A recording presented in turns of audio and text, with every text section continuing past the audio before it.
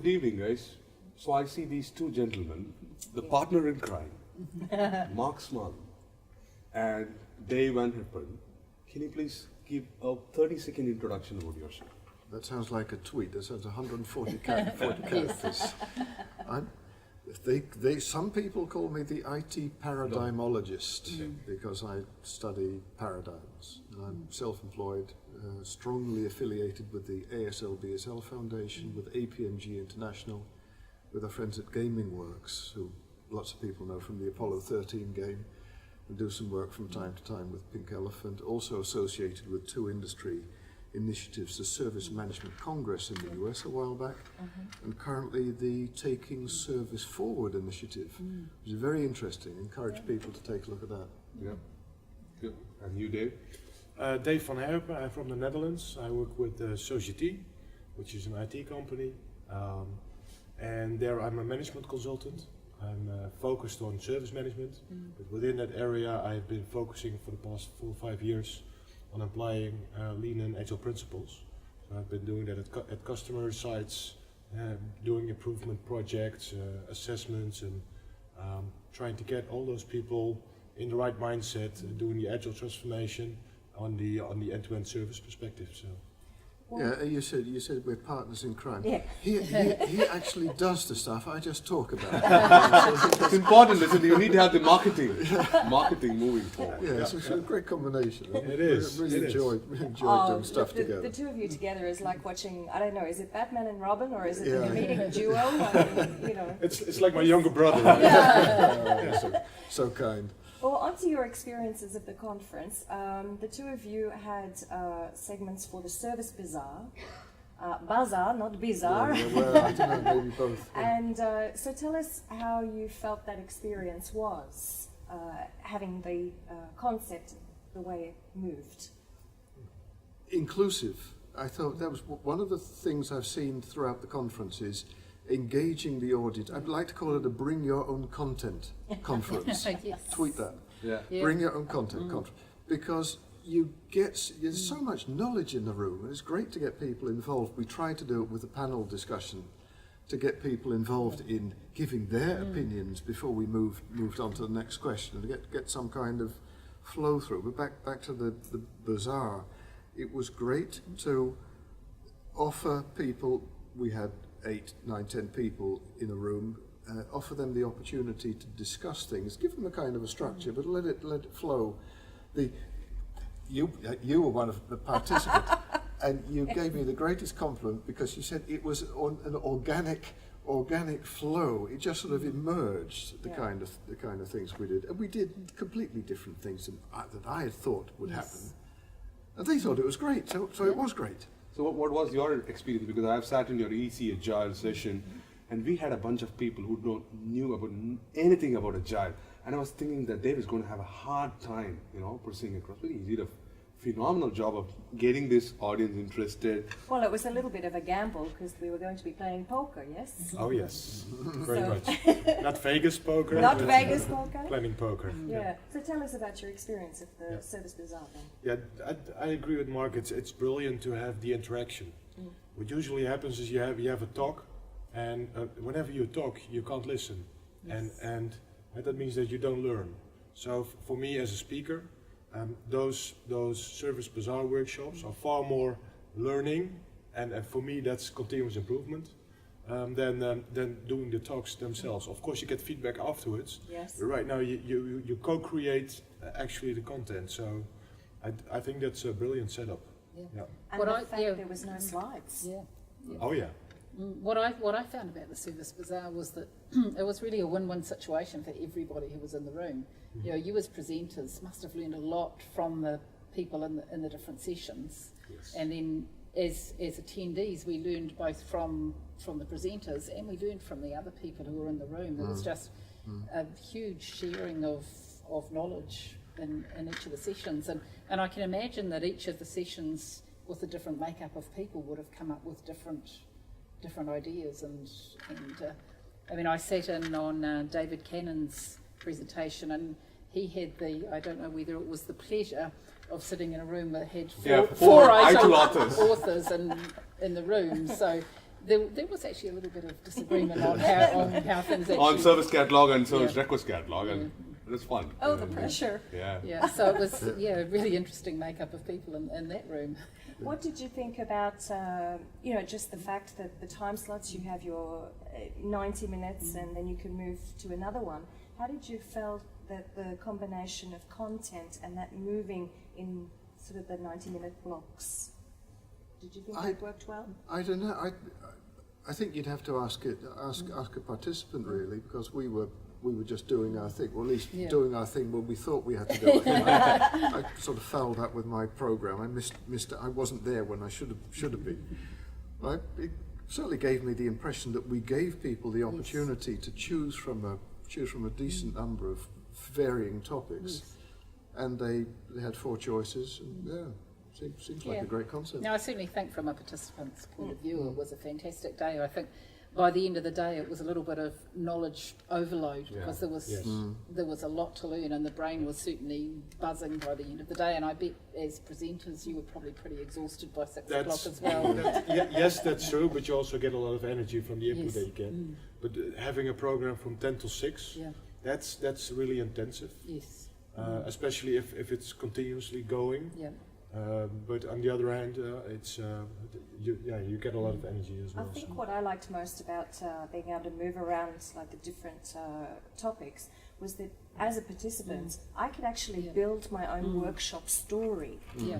And in an order that made sense to me. So, we did your Agile, which was great fun, and then moved into Greg's change management. Yeah. And so like moving from Agile and then moving into maturing change management process topic, it makes sense. So I liked that, being able to build your own workshop story as you went through the day. And in addition, what to me was brilliant as well, a lot of the topics that were covered were not the hardcore topics like processes or whatsoever, but for me the whole Agile thing was also about cultural things. Yes. And if you see all those people from several countries with different backgrounds, different organizations, all sharing ideas, that brings a lot of value to everyone. Yep. So finally, one question on the killer DevOps. Right? I thought it was a killing session. When I saw the post on Kill DevOps from All Things ITSM, I was quite curious. What's this term? Was it specifically implanted to create attraction, Mark and Dave? It was Kill DevOps. It was pure marketing. Pure marketing. Get the people into the content is rubbish. but I would say that that was the last session before we came here for the podcast. That was really a killer session because it was really making every sense on what people were struggling. The Code with Phoenix project from Gene came, and people in this conference had attended Gene came the last year, and then the 2 guys coming here and talking about Kill DevOps. What a striking parallel on that. How was your what do you think went from a Kill DevOps workshop or presentation today? But actually, the idea of naming it Kill DevOps was from Mark, from your analogy with the Buddhists. Well, he does like to break paradigms, It's his job. I drew the analogy between Zen Buddhism, where they have a sort of saying, if you're on the road to enlightenment and awareness, if you think you come across the Buddha on the road, you never will. So kill the Buddha, because you always have to be searching. And the same as with DevOps. It's continue. Well, I'm going to steal a word that Charlie used this morning. Exploration, continual service exploration. So and learning on the way. So you never find DevOps. You are DevOps. I think that's probably it's not something you do. You are. Yeah. Plus, one of the most important things for me is that I work with a lot of companies in Holland mostly, and those are transforming towards the DevOps way of thinking, and so the multidisciplinary collaboration.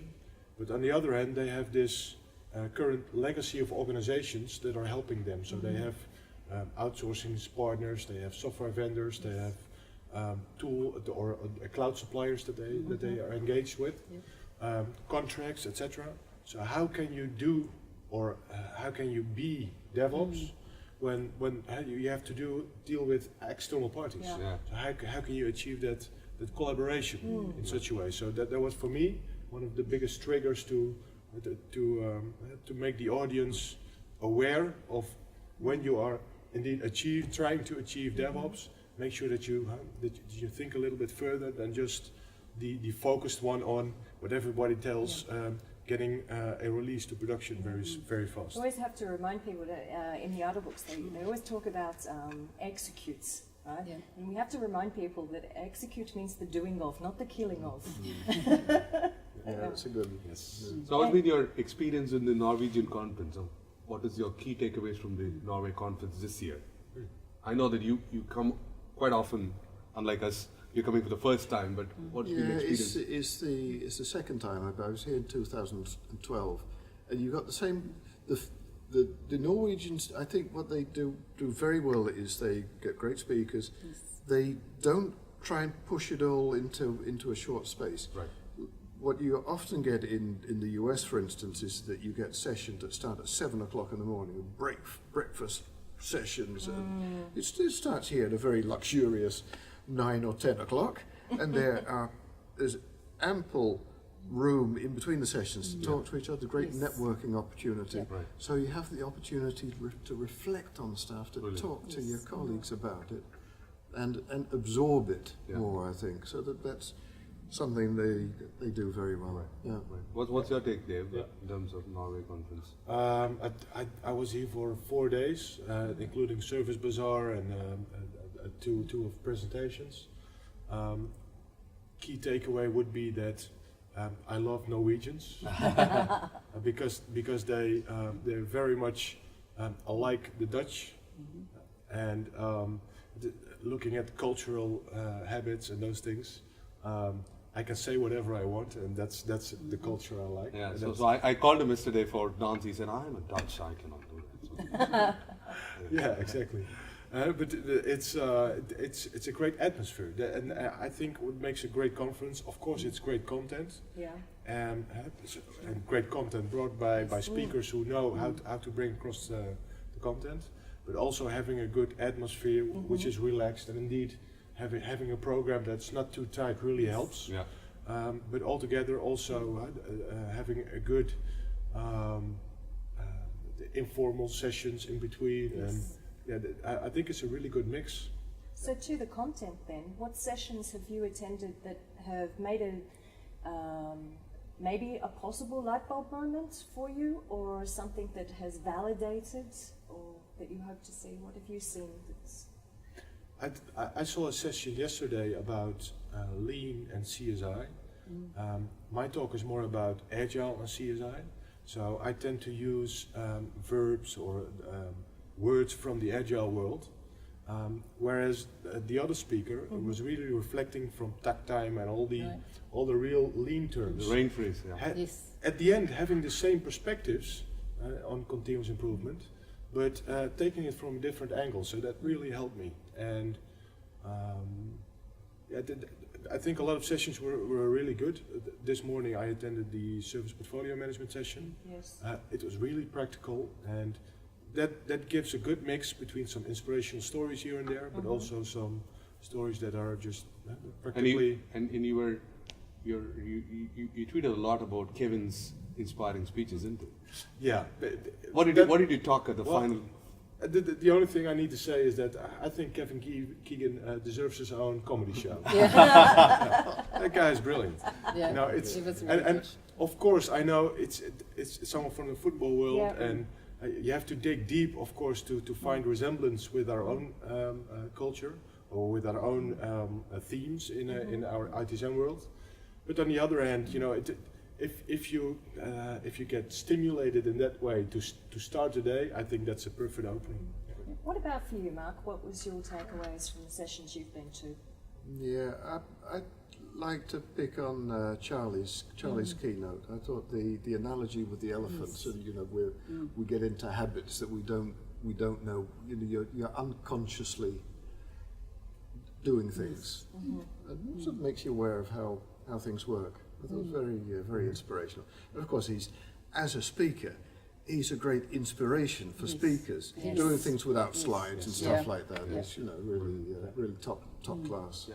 Thanks a And, lot. and at 9 o'clock in the morning as well. Yes, after- he did. after- Yeah, 9 after o'clock the after party. the gala Yeah. dinner. Yeah, Yes, yeah, it's a excellent. tough slot. Well, that thanks Yeah. to both of you for giving us your time like this. Great pleasure. And we look forward to seeing and hearing more of your stuff in the future. Agile DevOps lead. Yeah. You know. and then kill it. Thank you. Thanks, guys. Thank you It's very a wrap. much. Thank you. So, well, welcome to Harry and to Michael to join our international podcast. It's great to have you here.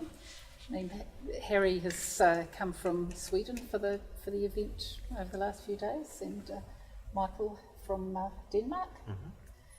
Actually, tell us a little bit out of what your experiences have been of the conference over the last 3 days. So I actually arrived Tuesday afternoon, so I've only been here for 2 days. And the reason I'm here is to be inspired, look for speakers for the Danish conference, and learn from what the Norwegians are doing, because they are doing it so much better than the rest of us, I think. And I must say I haven't been disappointed in any way. Yeah. It has been a really great conference, as usual, and it's just on track. Good presentations, and a lot of those where I can see they are potential presentations for our conference as well. So really a thumbs up for what they've been doing. So when does ITSMf Denmark have their annual conference? So that's we have a 2 days conference end of October, Right. 28th to 29th, as far as I recall. Call for papers will go out 1 or 2 weeks and will be open for about a month or so. So people will see that, I can assure you. That's going to be not in the Copenhagen city as such, but one of the suburbs to Copenhagen, probably Roskilde, which is like 40 kilometers west of Copenhagen. Did you have a favorite out of what you've seen in terms of what content or topics you think are getting the most interest? So my absolute favorite is, of course, the panel discussion where I tell, no, just kidding. One of the sessions yesterday by Thorsten Manstey about people change management was brilliant. I think we've been talking about people change management and organizational change management as a must in order to succeed with IT service management, and I totally agree. But his presentation was much more to the point, so really good presentation. I like that, probably my favorite. Charlie did a good job with the keynote this morning. I kind of expected that. Yes. Plenty of energy when He's a Charlie seasoned speaks. speaker, isn't he? Yeah, He's been yeah. called in So anyway. very good. Yeah, probably my favorite. One question, Michael. The service bazaar as a concept that popped in, and it came from Sophie and Dagfinn going and watching it Copenhagen. So that seemed to be a roaring success, and they've got a lot of inspiration from Christian and CFN group to do that. Yes. So in a way, Denmark has been leading the front in Service Bazaar as a concept to do that. So how do you think this went over in Norway? I mean, did you get some insight from that? Well, I heard from people that attended. I didn't attend myself, but I heard that it was a great success here as well. I'm not quite sure how many tracks there were, 4 or something like that, maybe, and 100 people attending, which seems quite okay. Not too many people, but that's if you really need to or want to achieve anything, there shouldn't be too many people. And the interesting part was, out of the 9 presentations, we had about 6 in English, and it was well received. Yeah. And people stayed long, as far as I could tell, because, as I said, we arrived Tuesday afternoon, and they were still in session until like 6:30 or something like that. So you're right, it is something that was kind of invented in Denmark. It has not been adopted by the Danish chapter yet. We'll probably not be able to make it for this conference because it's too far in the planning.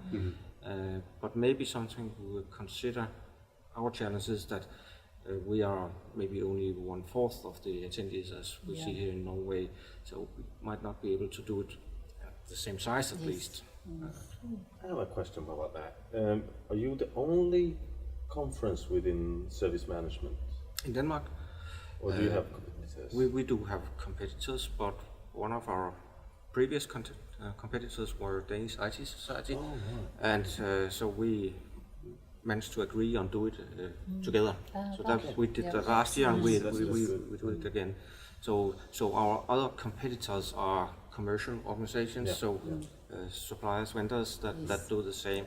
So they're not really our competitors, but still people might choose one or the other. So Harry, what's your take about ITSMf Sweden, and how do you place this conference in the context? Context first. Firstly, I would say that the Norwegians they have always succeeded to get a lot of people. In the northern countries, that's it's a big conference. Yes, it is. It's marvelous. It's lovely. This is, however, the first time I've ever been here. Oh, okay. So for me, it's a lot of experience. And same as you, Michael, we all decided this year we're going here to see what we can learn and what we actually can feel has the same. What's going wrong? What's the problems? What's the challenges? And some challenges it seems like we have the same, even if we are smaller ones. Like hearing in the rooms and stuff like that. But what I also see is Norway seems to have succeeded to get the more international perspective that we struggle with the smaller conference. We try to get everyone there, but we can't do that every time. And we are going to have it now in March, 26th to 27th. So it's only in the end of, so it's very, very close. So we in the board are trying to get the bazaar thing. We haven't actually adopted yet, but there are stuff we want to take away from this. So what's your key takeaway from this event? First thing, I think the humor. Yes. That is important. And for me, who would like to have fun, Yeah. it's more important, I think. Just a little. Just a little. Even if the voice is breaking up, you Yes. probably know that I have had fun. So Keegan is of course lovely. Yes. It's it well, I wouldn't say blow me away, but it needs to have that perspective. And I think we succeed there both in Denmark and in Sweden, but here it's like the really, sound The and wow factor. the wow factor. And you can take that from Microsoft or whatever, but to do that in the Nordic countries, it's not that common. I think the opening session it really does need to set the theme for what's happening. And I think with the leadership and some of the people things that, as Kevin was talking about, that did give the vibe, the essence to the rest of the sessions. I feel poor for the next keynote speaker after, because but that is a tough thing. Yes. It's hard to follow someone like that. Yeah, but the context, it became clear anyway. And I think that's something that we spoke about this earlier, but I think that's something that the other Nordic countries need to take after, and we try, of course. Well, what's the difference then? What's the cultural difference between the different Nordic countries then? Well, why is it working here? Well, first thing, we have stories about each other everywhere, of course. We have Norwegian stories, Danish stories, Finnish stories. So that's one thing. The other is, of course, we do have differences in the way we do stuff. I might got hanged by a Finn now to say that they are more straightforward. If I might say so, hopefully, so no one. We Swedes are, I guess, more laid back, but we want to have structure, and the Danish are even more laid back. Yeah, and the Norwegians are cute and funny. I used to call the Norwegians for party monkeys. In the nice meaning, of course. Yes. In a light meaning. So how was the gala dinner yesterday? What was your experience? Well, the most the thing I'm going to take away is you. Oh, wait, I didn't match with you were a star last You were a night. star. That was it. Yeah. And to see, and we try on every conference to make people, not to be closed in, because this is something we need to learn by business. We need to work with processes. There are those people who love looking at processes and do stuff, and all that thingies, the compliance and rules and stuff. see them lighten up. That's Getting that balance between structured learning and really good business takeaways to actually the networking and the fun side. I mean, the conferences have to provide that balance. And there's Who wants to such- come to a conference that you get no fun out of? Yeah, you just see a slide with a couple of notes, Yeah. and you're like, oh yeah, that's good. That's a good point. Let's take that. And there is an information overload too, isn't it, Yeah. with conferences? It's so compact, session after session, and you need time to reflect and to take that information in. And the conversations continue from the sessions at the dinner table. And the bar after 4 o'clock. Until 4 o'clock. Where the bar was closed. Anyway, yes, but what have we been talking about? We're talking about empowering, enthusiasm, and all those words that we try to, come up with and the business. And how do you do that? Relationship, people. Yes, talking to people. Yeah. So key questions just to understand. Yeah. If you could just tell one thing about your specific chapter of what you think you're doing that we could adopt as part of the other community, that will be great takeaway for people, right? From a Denmark chapter, from a Sweden chapter. The best thing that you think your chapter is doing. Because we do not know each other, but we would probably try to proclaim that. As We might. All right. If I may go first. Yeah, go ahead. I'm thinking. Yeah, I'm thinking as well. I'm trying to come with a good thing. I'm pretty sure. I feel that we have succeeded in something that is really marvelous in Sweden. We have a lot of competition, Good. and we have succeeded to become the biggest conference anyway. Because basically, we don't don't need revenue. Well, of course, we need revenue to make a conference, but we are not revenue driven. And we have succeeded in a market where we have like IBC, all these commercial that actually drive within the governance and service management perspectives and area as well. So that's something I think we have succeeded, driving the partnership with everyone, because we are interested in value to our members. Yes. Right.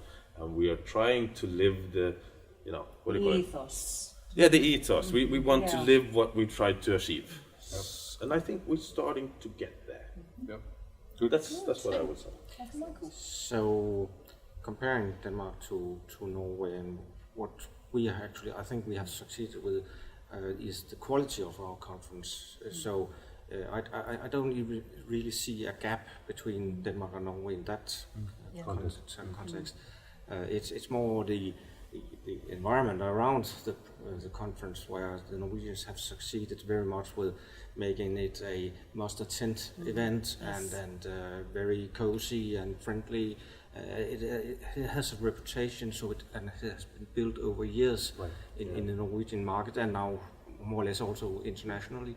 It is, at least I've been told, a event where if you succeed in your job, it's kind of the award you get to be able to attend here.